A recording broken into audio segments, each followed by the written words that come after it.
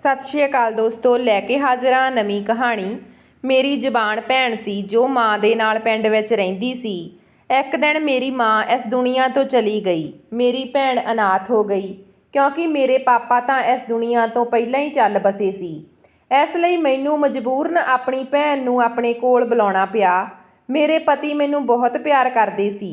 मेरे भैन दे आउण ते मेरे पति नूं कोई इतराज़ नहीं सी, पर मैं महसूस किया कि जदों दी मेरी भैन आई सी तां रात नूं मैनू बहुत वधिया नींद आउंदी सी। जदों मैं सौं के उठदी तां मेरी भैन रो रही हुंदी। जदों मैं उस तों रोण दा कारण पुछदी तां कहंदी मेरे पेट विच बहुत दर्द हो रिहा। ਇਹ सब हुण हर रोज़ दा हो गया सी। एक रात मैं खाना ना खाधा ते ना ही दुध पीता। उस रात मैं महसूस किया कि मैनू नींद नहीं आ रही, पर नींद का झूठा बहाना बना के मैं अखां बंद करके पै गई। मैं देखा कि मेरा पति रात नूं 1 बजे कमरे तो बाहर निकले। उन्हां दे निकलण दे कुछ देर बाद ही मैं भी कमरे विचों बाहर निकल आई। मैं महसूस किया कि मेरी भैन रोजी दे कमरे विचों गल्लां करन दीयां आवाज़ां आ रहीआं सी। मैं उसदे कमरे दे कोल गई ते अचानक दरवाज़ा खोल दिता। सामने दा मंजर देख के मेरे पैरां हेठों जमीन निकल गई। सामने मेरी भैन बिना दुपट्टे दे खड़ी सी अते अभी उसदे करीब खड़ा सी। मैनू देखिया तां ओह घबरा गए ते मेरे कोल आके मैनू कहण लगे। मैं पानी पीण कमरे विचों बाहर आया सी तां रोजी दे चीकण दीयां आवाज़ां सुणीआं। उस दीयां आवाज़ां सुण के मैं उहदे कमरे विच आ गया तां देखिया कैरली उसदे दुपट्टे ते सी। दुपट्टा उतार के सैट दिता ते अचानक तूं आ गई। अवी दे मूँहों ਇਹ सुणन दे बाद मैं देखिया कि रोजी हुण भी डरी ते सहमी होई सी। मैं उसदे कोल गई तां ओह भज के मेरे गले नाल लग के रोण लग गई। मैं महसूस किया कि उसदे दिल दी धड़कन बहुत तेज़ चल रही सी। मैं उसनूं समझाउंदे होए कहा, पागल, एक किरली ही तां सी, तूं इन्ना क्यों रो रही आ? पर ओह बस रोई जा रही सी। उसदे मूँह विचों आवाज़ तक नहीं निकल रही सी। उसनूं इस तरह रोंदे देख मैं उसनूं अपने कोल सवा लिया। किसी तरह रात लंघी तां सवेरे उठदे ही ओह मैनू कहण लगी, दीदी मैं इत्थे नहीं रहना, मैनू इत्थे चंगा नहीं लगदा, मैं अपने पिंड जाना चाहुंदी आ, मैं उत्थे इकल्ली रह लवांगी, मैनू पिंड भेज दिओ। उस दियां इस तरह गल्लां मैनू सोचण ते मजबूर कर दिंदियां क्योंकि ओह बहुत खुश हो के मेरे कोल आई सी। पर अचानक उसनूं की हो गया सी। मैं ये गल अपने पति अवी नूं दसी कि रोजी दा इत्थे दिल नहीं लगदा, ओह पिंड जाना चाहुंदी आ। इस विच मैनू अवी ने कहा कि मैं इस विच की कर सकदा, जिवें तैनूं ठीक लगदा उवें कर ला, पर पिंड विच ओह इकल्ली रहेगी तां कोई ऊच नीच हो गई तां फिर की करेंगी। अवी दीयां गल्लां भी मैनू सही लगियां ते मैनू कहा कि आपां रोजी दा दाखला कालज विच करवा दिंने आ, ओह पढ़न जाएगी तां उसदा दिल लग जावेगा।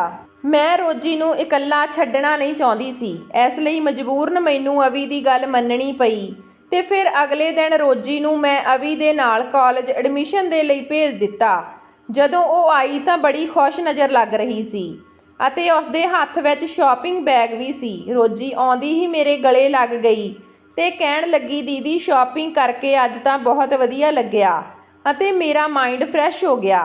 अवी जीजू ने मैनू बहुत समझाया, शायद हौली हौली मेरा इत्थे दिल लग जावेगा, हौली हौली मैं कालज भी चली जावांगी। अचानक रोजी दे चेहरे ते मुस्कान देख के मैनू थोड़ा अजीब जिहा लग्गिया कि हुण तक तां ओह बड़ी परेशान सी, इत्थों जाना चाहुंदी सी, पर अचानक उसनूं की हो गया?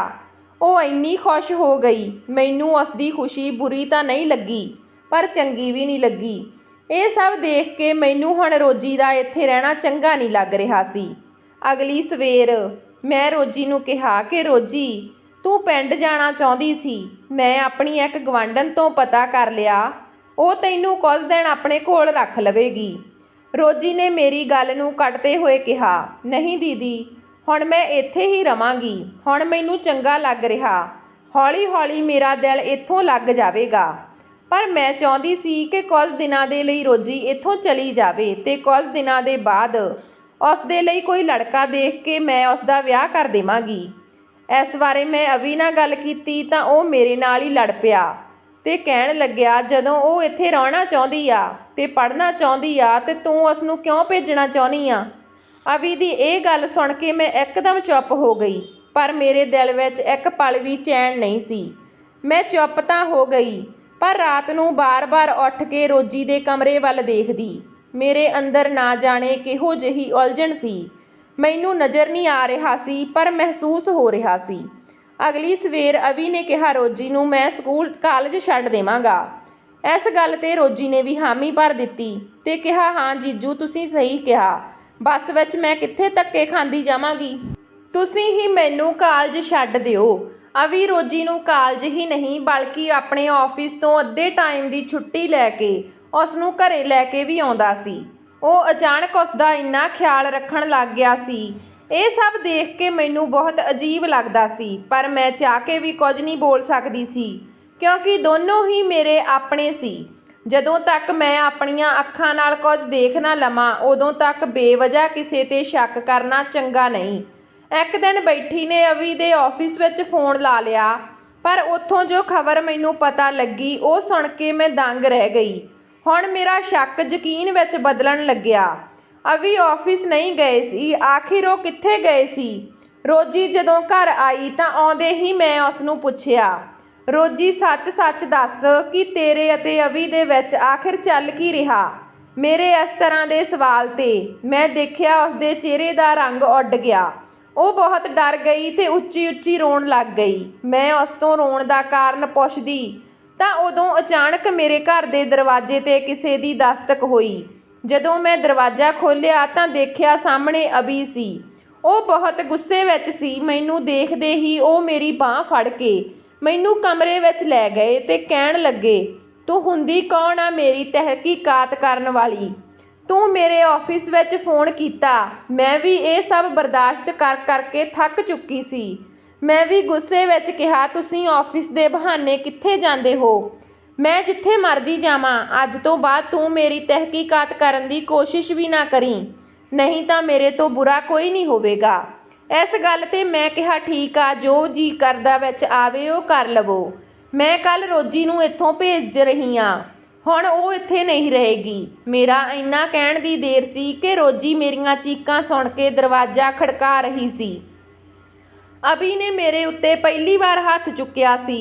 ਫਿਰ ਉਸਨੇ ਮੇਰੀ ਬਾਲ ਫੜ ਕੇ ਕਿਹਾ, ਬਹੁਤ ਸ਼ੌਂਕ ਆ ਨਾ ਤੈਨੂੰ ਮੇਰੇ ਸੱਚ ਜਾਣਨ ਦਾ, ਤਾਂ ਸੁਣ ਲਾ, ਮੈਂ ਰੋਜੀ ਨਾਲ ਵਿਆਹ ਕਰਨ ਵਾਲਾ। ਫਿਰ ਦੇਖਦਾ ਤੂੰ ਉਸ ਨੂੰ ਇੱਥੋਂ ਕਿਵੇਂ ਭੇਜਦੀ ਆ। ਇਹ ਸਭ ਕਹਿਣ ਤੇ ਉਹ ਮੈਨੂੰ ਕੁੱਟਣ ਤੋਂ ਬਾਅਦ ਵੀ ਕਮਰੇ ਤੋਂ ਬਾਹਰ ਨਿਕਲ ਗਿਆ। ਮੇਰੇ ਕਮਰੇ ਦਾ ਦਰਵਾਜ਼ਾ ਬੰਦ ਸੀ। ਮੇਰੇ ਵਿੱਚ ਇੰਨੀ ਵੀ ਹਿੰਮਤ ਨਹੀਂ ਸੀ ਕਿ ਉੱਠ ਕੇ ਦਰਵਾਜ਼ਾ ਖੋਲ੍ਹਣ ਦੀ ਕੋਸ਼ਿਸ਼ ਕਰਾਂ। ਬਾਹਰ ਉਹ ਦੋਨੋਂ ਸੀ ਜਿਨ੍ਹਾਂ ਨੇ ਮੇਰੀ ਜ਼ਿੰਦਗੀ ਬਰਬਾਦ ਕਰ ਦਿੱਤੀ ਸੀ। ਅਵੀ ਨੇ ਅੱਜ ਮੇਰੀ ਭੈਣ ਦੀ ਖਾਤਰ ਮੈਨੂੰ ਇੰਨਾ ਕੁੱਟਿਆ ਸੀ ਕਿ ਮੇਰੇ ਚਿਹਰੇ 'ਤੇ ਥੱਪੜਾਂ ਦੇ ਨਿਸ਼ਾਨ ਪੈ ਗਏ। ਮੈਨੂੰ ਸਾਫ਼-ਸਾਫ਼ ਕਹਿ ਦਿੱਤਾ ਸੀ ਕਿ ਉਹ ਅਤੇ ਰੋਜੀ ਇੱਕ ਦੂਜੇ ਨੂੰ ਪਿਆਰ ਕਰਦੇ ਆ, ਵਿਆਹ ਕਰਨ ਵਾਲੇ ਆ। ਇਹ ਸਭ ਸੁਣਨ ਤੋਂ ਬਾਅਦ ਮੈਂ ਆਪਣੀ ਕਿਸਮਤ 'ਤੇ ਰੋ ਰਹੀ ਸੀ। ਮੇਰਾ ਘਰ ਬਰਬਾਦ ਕਰ ਦਿੱਤਾ ਸੀ। ਪੂਰੀ ਰਾਤ ਮੈਨੂੰ ਨੀਂਦ ਨਾ ਆਈ ਤੇ ਮੈਂ ਸਾਰੀ ਰਾਤ ਰੋਂਦੀ ਰਹੀ। ਸਵੇਰੇ 10 ਵਜੇ ਮੇਰੇ ਕਮਰੇ ਦਾ ਦਰਵਾਜ਼ਾ ਖੋਲ੍ਹਿਆ। ਰੋਜੀ ਮੇਰੇ ਕਮਰੇ ਵਿੱਚ ਆਈ, ਪਰ ਉਹ ਉਸ ਨੂੰ ਦੇਖ ਕੇ ਮੈਂ ਗੁੱਸੇ ਵਿੱਚ ਉਸ ਦੇ ਮੂੰਹ 'ਤੇ ਥੱਪੜ ਮਾਰ ਦਿੱਤਾ ਤੇ ਉਸ ਨੂੰ ਕਿਹਾ ਕਿ ਤੂੰ ਡਾਇਨ ਆ, ਡਾਇਨ। ਮੇਰਾ ਘਰ ਬਰਬਾਦ ਕਰਨ ਤੋਂ ਪਹਿਲਾਂ ਤੂੰ ਇੱਕ ਵਾਰ ਮੇਰੇ ਬਾਰੇ ਨਹੀਂ ਸੋਚਿਆ। ਮੇਰੀ ਗੱਲ ਸੁਣ ਕੇ ਰੋਜੀ ਰੋਣ ਲੱਗੀ ਤੇ ਕਹਿਣ ਲੱਗੀ, ਦੀਦੀ ਮੇਰਾ ਕੋਈ ਕਸੂਰ ਨਹੀਂ। ਮੈਂ ਤਾਂ ਪਿਛਲੇ ਕਈ ਮਹੀਨਿਆਂ ਤੋਂ ਇਹ ਸਭ ਨਾ ਚਾਹੁੰਦੇ ਹੋਏ ਵੀ ਬਰਦਾਸ਼ਤ ਕਰ ਰਹੀ ਹਾਂ, ਸਿਰਫ ਤੇਰੇ ਲਈ, ਤਾਂ ਕਿ ਤੇਰਾ ਘਰ ਨਾ ਟੁੱਟੇ। ਦੀਦੀ ਮੈਂ ਜਦੋਂ ਦੀ ਇੱਥੇ ਆਈ ਹਾਂ, ਅਭੀ ਜੀਜੂ ਦੀਆਂ ਨਜ਼ਰਾਂ ਵਿੱਚ ਮੈਨੂੰ ਉਲਝਣ ਮਹਿਸੂਸ ਹੁੰਦੀ ਸੀ। ਫਿਰ ਮੈਨੂੰ ਲੱਗਣ ਲੱਗਿਆ ਕਿ ਰਾਤ ਨੂੰ ਮੇਰੇ ਕਮਰੇ ਦੀ ਖਿੜਕੀ ਵਿੱਚੋਂ ਕੋਈ ਮੈਨੂੰ ਦੇਖਦਾ। ਇੱਕ ਦਿਨ ਮੈਂ ਕਿਚਨ ਵਿੱਚ ਚਾਹ ਬਣਾ ਰਹੀ ਸੀ ਤਾਂ ਅਭੀ ਜੀਜੂ ਪਿੱਛੇ ਤੋਂ ਆਏ ਤੇ ਮੈਨੂੰ ਡਰਾ ਦਿੱਤਾ। ਮੈਂ ਡਰ ਗਈ। ਫਿਰ ਉਹਨਾਂ ਨੇ ਕਿਹਾ, ਡਰਨਾ, ਮੈਂ ਤਾਂ ਮਜ਼ਾਕ ਕਰ ਰਿਹਾ, ਪਰ ਮੈਂ ਤੈਨੂੰ ਕੁਝ ਕਹਿਣਾ ਚਾਹੁੰਦਾ। ਤੇਰੀ ਭੈਣ ਨੂੰ ਆਪਣੀ ਸਿਹਤ ਦਾ ਬਿਲਕੁਲ ਵੀ ਧਿਆਨ ਨਹੀਂ, ਇਸ ਲਈ ਮੈਂ ਉਸ ਦੇ ਲਈ ਤਾਕਤ ਦਾ ਪਾਊਡਰ ਲੈ ਕੇ ਆਇਆ। ਇਹ ਪਾਊਡਰ ਤੂੰ ਹਰ ਰੋਜ਼ ਉਸ ਨੂੰ ਦੁੱਧ ਦੇ ਵਿੱਚ ਮਿਲਾ ਕੇ ਦੇ ਦਿਆ ਕਰ, ਪਰ ਇਹ ਗੱਲ ਤੂੰ ਉਸ ਨੂੰ ਨਾ ਦੱਸੀ, ਨਹੀਂ ਤਾਂ ਉਸਨੇ ਪੀਣਾ ਨਹੀਂ। ਮੈਨੂੰ ਲੱਗਿਆ ਸ਼ਾਇਦ ਕੋਈ ਪ੍ਰੋਟੀਨ ਪਾਊਡਰ ਹੋਵੇਗਾ, ਇਸ ਲਈ ਮੈਂ ਉਸ ਪਾਊਡਰ ਨੂੰ ਦੁੱਧ ਵਿੱਚ ਮਿਲਾ ਕੇ ਤੈਨੂੰ ਦੇਣ ਲੱਗੀ। ਤੇ ਉਹ ਪੀਣ ਤੋਂ ਬਾਅਦ ਤੁਸੀਂ ਗਹਿਰੀ ਨੀਂਦ ਵਿੱਚ ਸੌਂ ਜਾਂਦੇ। ਫਿਰ ਇੱਕ ਦਿਨ ਮੈਨੂੰ ਲੱਗਿਆ ਕਿ ਰਾਤ ਨੂੰ ਹਨੇਰੇ ਵਿੱਚ ਮੇਰੇ ਕਮਰੇ ਵਿੱਚ ਕੋਈ ਆਇਆ ਅਤੇ ਮੇਰੇ ਕਮਰੇ ਦਾ ਦਰਵਾਜ਼ਾ ਅੰਦਰ ਤੋਂ ਬੰਦ ਕੀਤਾ। ਇਹ ਸਭ ਦੇਖ ਕੇ ਮੈਂ ਘਬਰਾ ਗਈ ਤੇ ਜਲਦੀ ਨਾਲ ਕਮਰੇ ਦੀ ਲਾਈਟ ਔਨ ਕੀਤੀ ਤਾਂ ਦੇਖਿਆ ਅਭੀ ਜੀਜੂ ਮੇਰੇ ਕਮਰੇ ਵਿੱਚ ਸੀ। ਮੈਂ ਦੁਪੱਟਾ ਲੈਣ ਲੱਗੀ, ਉਹਨੇ ਮੇਰੇ ਦੁਪੱਟੇ ਨੂੰ ਹਟਾਇਆ ਅਤੇ ਕਹਿਣ ਲੱਗਾ, ਮੈਂ ਕੋਈ ਗੈਰ ਥੋੜ੍ਹੀ ਹਾਂ। ਉਹਨਾਂ ਦੀ ਇਹ ਹਰਕਤ ਦੇਖ ਕੇ ਮੈਂ ਸਹਿਮ ਗਈ ਤੇ ਕਿਹਾ, ਤੁਸੀਂ ਇਸ ਵਕਤ ਮੇਰੇ ਕਮਰੇ ਵਿੱਚ ਕਿਉਂ ਆਏ ਹੋ? ਉਹ ਸ਼ਾਤਰਾਨਾ ਅੰਦਾਜ਼ ਵਿੱਚ ਕਹਿਣ ਲੱਗੇ ਕਿ ਕੋਈ ਮਰਦ ਕਿਸੇ ਜਵਾਨ ਲੜਕੀ ਦੇ ਕਮਰੇ ਵਿੱਚ ਇੰਨੀ ਰਾਤ ਨੂੰ ਕਿਉਂ ਆਉਂਦਾ? ਇੰਨਾ ਕਹਿੰਦੇ ਹੋਏ ਮੇਰੀ ਇੱਜ਼ਤ ਨੂੰ ਤਾਰ-ਤਾਰ ਕਰਨ ਲੱਗੇ। ਮੈਂ ਰੌਲਾ ਪਾਉਂਦੀ ਰਹੀ ਪਰ ਉਹਨਾਂ ਨੇ ਮੇਰੀ ਇੱਕ ਨਾ ਸੁਣੀ। ਮੈਨੂੰ ਬਰਬਾਦ ਕਰਨ ਤੋਂ ਬਾਅਦ ਉਹਨਾਂ ਨੇ ਮੈਨੂੰ ਧਮਕੀ ਦਿੱਤੀ ਤੇ ਕਿਹਾ ਕਿ ਇਹ ਸਭ ਜੇ ਤੂੰ ਕਿਸੇ ਨੂੰ ਦੱਸਿਆ ਤਾਂ ਮੈਂ ਤੇਰੀ ਦੀਦੀ ਨੂੰ ਤਲਾਕ ਦੇ ਦੇਵਾਂਗਾ। ਦੀਦੀ ਹੁਣ ਮੈਨੂੰ ਆਪਣੀ ਪਰਵਾਹ ਨਹੀਂ ਸੀ ਕਿਉਂਕਿ ਮੇਰਾ ਤਾਂ ਸਭ ਕੁਝ ਖਤਮ ਹੋ ਚੁੱਕਾ ਸੀ। ਪਰਵਾਹ ਸੀ ਤਾਂ ਸਿਰਫ ਤੇਰੀ, ਕਿਉਂਕਿ ਕੁਝ ਮਹੀਨੇ ਪਹਿਲਾਂ ਤੂੰ ਦੱਸਿਆ ਸੀ ਕਿ ਤੂੰ ਪ੍ਰੈਗਨੈਂਟ ਆ। ਮੈਂ ਤੇਰੇ ਅਤੇ ਤੇਰੇ ਪੇਟ ਵਿੱਚ ਪਲ ਰਹੇ ਬੱਚੇ ਦੀ ਖਾਤਰ ਚੁੱਪ ਸੀ। ਜਦੋਂ ਮੈਂ ਦੇਖਿਆ ਕਿ ਇਸ ਤਰ੍ਹਾਂ ਤਾਂ ਸਭ ਕੁਝ ਬਰਬਾਦ ਹੋ ਜਾਵੇਗਾ, ਇਸ ਲਈ ਮਜਬੂਰਨ ਤੁਹਾਨੂੰ ਦੱਸਣਾ ਪਿਆ। ਦੀਦੀ ਤੁਸੀਂ ਦੱਸੋ ਇਸ ਵਿੱਚ ਮੇਰਾ ਕੀ ਕਸੂਰ ਆ? ਬਸ ਕਸੂਰ ਹੈ ਤਾਂ ਇੱਕ ਬੇਟੀ ਹੋਣ ਦਾ, ਉਹ ਵੀ ਇੱਕ ਅਨਾਥ ਬੇਟੀ ਜਿਸ ਦੇ ਮਾਂ-ਬਾਪ ਇਸ ਦੁਨੀਆ ਵਿੱਚ ਨਹੀਂ ਰਹੇ। ਦੀਦੀ ਮੈਨੂੰ ਇਸ ਦਰਿੰਦੇ ਤੋਂ ਬਚਾ ਲਾ। ਮੈਂ ਉਹਦੇ ਨਾਲ ਵਿਆਹ ਨਹੀਂ ਕਰਨਾ ਚਾਹੁੰਦੀ, ਉਹ ਮੇਰੇ ਨਾਲ ਜ਼ਬਰਦਸਤੀ ਕਰ ਰਿਹਾ। ਇਹ ਸਭ ਕਹਿਣ ਦੇ ਬਾਅਦ ਮੇਰੀ ਭੈਣ ਮੇਰੇ ਗਲ ਲੱਗ ਕੇ ਰੋਣ ਲੱਗ ਗਈ। ਵਿਆਹ ਦੇ 3 ਸਾਲ ਤੱਕ ਮੈਂ ਉਸ ਘਟੀਆ ਇਨਸਾਨ ਦੇ ਨਾਲ ਰਹਿਣ ਦੇ ਬਾਵਜੂਦ ਵੀ ਉਸ ਨੂੰ ਪਹਿਚਾਣ ਨਾ ਸਕੀ, ਪਰ ਅੱਜ ਜਦੋਂ ਮੇਰੇ ਮਾਂ-ਬਾਪ ਇਸ ਦੁਨੀਆ ਵਿੱਚ ਨਹੀਂ ਰਹੇ ਤਾਂ ਉਸਨੇ ਮੇਰੀ ਭੈਣ ਨੂੰ ਆਪਣੀ ਹਵਸ ਦਾ ਸ਼ਿਕਾਰ ਬਣਾ ਲਿਆ ਅਤੇ ਸਾਡੀ ਦੋਨਾਂ ਭੈਣਾਂ ਦੀ ਜ਼ਿੰਦਗੀ ਬਰਬਾਦ ਕਰ ਦਿੱਤੀ। 6 ਮਹੀਨਿਆਂ ਤੋਂ ਜੋ ਤਕਲੀਫ ਮੇਰੀ ਭੈਣ ਘੁੱਟ-ਘੁੱਟ ਕੇ ਬਰਦਾਸ਼ਤ ਕਰ ਰਹੀ ਸੀ, ਉਹ ਸ਼ਾਇਦ ਮੇਰੀ ਤਕਲੀਫ ਤੋਂ ਕਈ ਗੁਣਾ ਜ਼ਿਆਦਾ ਸੀ। ਪਰ ਹੁਣ ਮੈਂ ਚੁੱਪ ਰਹਿਣ ਵਾਲਿਆਂ ਵਿੱਚੋਂ ਨਹੀਂ ਸੀ ਕਿਉਂਕਿ ਇਹ ਤਾਂ ਸਾਡੇ ਦੋਹਾਂ ਭੈਣਾਂ ਨਾਲ ਬਹੁਤ ਵੱਡਾ ਗੁਨਾਹ ਹੋ ਰਿਹਾ ਸੀ। ਮੈਂ ਸੋਚ ਲਿਆ ਕਿ ਮੈਂ ਹੁਣ ਇਸ ਇਨਸਾਨ ਦੇ ਨਾਲ ਨਹੀਂ ਰਹਾਂਗੀ। ਜੋ ਇਨਸਾਨ ਮੇਰਾ ਅੱਜ ਤੱਕ ਨਹੀਂ ਹੋਇਆ, ਅੱਗੇ ਜਾ ਕੇ ਉਹ ਕਿੱਥੋਂ ਹੋਵੇਗਾ? ਮੈਂ ਆਪਣਾ ਸਾਰਾ ਸਮਾਨ ਬੰਨ੍ਹਿਆ ਅਤੇ ਆਪਣੀ ਭੈਣ ਨੂੰ ਨਾਲ ਲੈ ਕੇ ਆਪਣੇ ਪੇਕੇ ਘਰ ਆ ਗਈ। ਮੈਂ ਚਾਹੁੰਦੀ ਸੀ ਕਿ ਅਜਿਹੇ ਇਨਸਾਨ ਦਾ ਸਾਇਆ ਮੈਂ ਆਪਣੇ ਬੱਚੇ 'ਤੇ ਨਹੀਂ ਪੈਣ ਦੇਵਾਂਗੀ। ਮੈਂ ਤਲਾਕ ਦੇ ਪੇਪਰ ਲਾ ਦਿੱਤੇ। ਕੁਝ ਟਾਈਮ ਬਾਅਦ ਸਾਡਾ ਤਲਾਕ ਹੋ ਗਿਆ।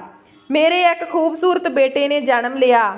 ਅੱਜ ਮੈਂ ਆਪਣੀ ਭੈਣ ਅਤੇ ਆਪਣੇ ਬੇਟੇ ਦੇ ਨਾਲ ਰਹਿੰਦੀ ਹਾਂ। ਮੈਂ ਆਪਣੀ ਭੈਣ ਦੇ ਵਿਆਹ ਬਾਰੇ ਗੱਲ ਕੀਤੀ ਤਾਂ ਉਸਨੇ ਸਾਫ਼ ਮਨਾ ਕਰ ਦਿੱਤਾ ਕਿ ਮੈਂ ਵਿਆਹ ਨਹੀਂ ਕਰਵਾਵਾਂਗੀ। ਮੈਨੂੰ ਵਿਆਹ ਦੇ ਨਾਮ ਤੋਂ ਨਫ਼ਰਤ ਹੋਣ ਲੱਗੀ ਆ। ਸੱਚ ਕਹਿੰਦੇ ਆ, ਜਦੋਂ ਆਪਣੇ ਮਾਂ-ਬਾਪ ਇਸ ਦੁਨੀਆ ਵਿੱਚ ਨਾ ਹੋਣ ਤਾਂ ਇਹ ਦੁਨੀਆ ਆਪਣਾ ਰੰਗ ਰੂਪ ਦਿਖਾ ਹੀ ਦਿੰਦੀ ਆ।